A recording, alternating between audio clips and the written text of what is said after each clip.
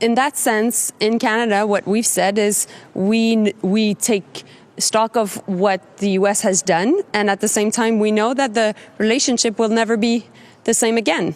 And that's my message to Europeans. The relationship with the U.S. will never be the same. They want to do things differently, and we understand that. And that's why we will seek to make sure that we get to an agreement on trade, but also on security, because both cannot be siloed. It's a roadmap for 5% defense spending. So we understand that President Trump is taking decisions for his own administration and his own people, but he also respects strength. And we've made sure that there were counter tariffs on American products back in Canada. We are now at $60 billion worth of counter tariffs. We announced new counter tariffs on auto yesterday because we think that it is ultimately the best way to get to a good deal eventually. We're putting maximum pressure on the Trump administration, and at the same time, we are finding off-ramps.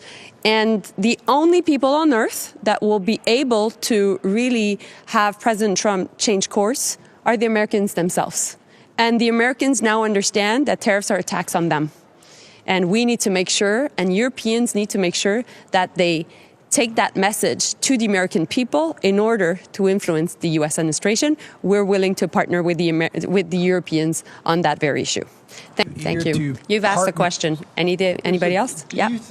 Well, we know that Russia's point has been not only to gain more territory in Ukraine, but also to sow division and weaken Europe and our transatlantic bond. So in that sense, we think that it's a good idea that we work on having a ceasefire, and that the U.S. is talking to both Ukraine and at the same time Russia. But at one point, we need to have a decision, and there need to be consequences. Ukraine is seeking peace. We want to make sure that Russia is not using this period to have a bit more of an edge in the context of its war of aggression. The direct threat. Do you believe that the current U.S. administration also shares this assessment? Well, my point to that is it is important that we all agree that Russia is a threat. If not, I don't know why we should always increase more and more defense spending. Do you think it would be a good idea to set a deadline for Russia agreeing to a ceasefire? Absolutely, that's my point. Thank you. You've asked the question. Anybody else? Yeah. Well, the U.S. is at 3.2% right now, so we're taking stock of their own defense spending target.